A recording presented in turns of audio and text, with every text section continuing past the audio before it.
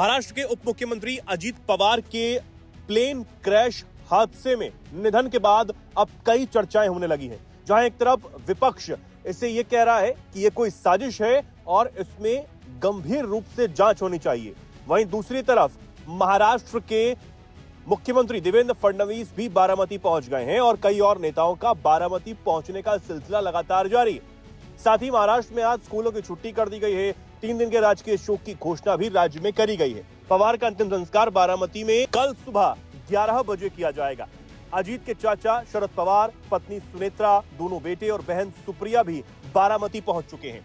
लेकिन सबके बीच plane crash से जुड़ी एक ऐसी चौंकाने वाली जानकारी सामने आई है जिसमें यह पता लगा है कि आखिर इस हादसे से चंद मिनट पहले क्या कुछ हो रहा था। इस हादसे पर जानकारी खुद एविएशन मिनिस्टर राम मोहन नायडू ने दी है। उन्होंने बताया कि शुरुआती जानकारी के मुताबिक महाराष्ट्र के उप मुख्यमंत्री अजीत पवार को ले जा रहा विमान खराब विजिबिलिटी की वजह से दुर्घटनाग्रस्त हुआ। उन्होंने यह भी बताया कि एटीसी बारामती और पायलट के बीच में आखिर में क्या कुछ बातचीत हो रही थी। एटीसी के पूछने पर पायलट ने उसे क्या कुछ बताया था, यह भी खुद केंद्रीय मंत्री ने बताया है। सुनिए उन्होंने क्या कुछ कहा।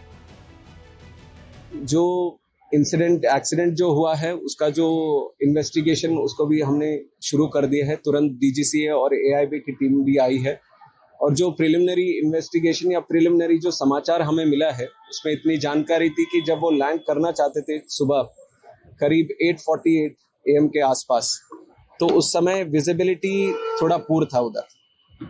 और जब एटीसी बारामती से उनका जो कांटेक्ट हो रहा था फ्लाइट के लिए पायलट से, तो एटीसी वालों ने पूछा कि क्या रनवे साइट में है, तो उनके तरफ से आया कि रनवे साइट में अभी नहीं है। तो उसके बाद उन्होंने एक गो अराउंड भी किया। गो अराउंड करने के बाद फिर से एक बार कोशिश करी कि हमारे एटीसी से जो बारामती में जो एफटीओ हैंडल्ड एटीसी है उनसे वार्तालाप चल रही थी। तो उस समय जब दोबारा लैंड करने आए तभी उनसे पूछा गया था कि विजिबिलिटी है कि नहीं रनवे का। तो उसके बाद पहले तो उनका समाधान नहीं आया, फिर उसके बाद आया कि विजिबिलिटी है। तो लैंडिंग क्लियरेंस जैसी एटीसी ने दिया उसके बाद तुरंत देखा गया कि ये एक्सीडेंट हुआ है।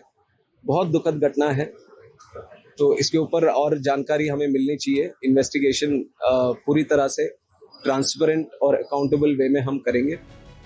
हालांकि अब इस हादसे से जुड़ी कुछ खबरें ये भी कह रही हैं कि पायलट ने आखिरी समय में मेडे कॉल नहीं किया था, लेकिन मेन पायलट के साथ मौजूद कैप्टन सांबवी पाठक के आखिरी शब्द थे ओ शिट, यानी उन्हें यह पता लग गया था कि अब कुछ ही मिनटों में कुछ बहुत बुरा होने वाला है, और हुआ भी ठीक ऐसा ही। इस हादसे से जुड़े हुए जो भी सीसीटीवी कैमरों की तस्वीर सामने आई है वो अपने आप में डरा देने वाली है। किस तरह कुछ ही मिनटों में ये प्लेन आग के गोले में तब्दील हो जाता है, ये इन तस्वीरों में साफ नजर आ रहा है।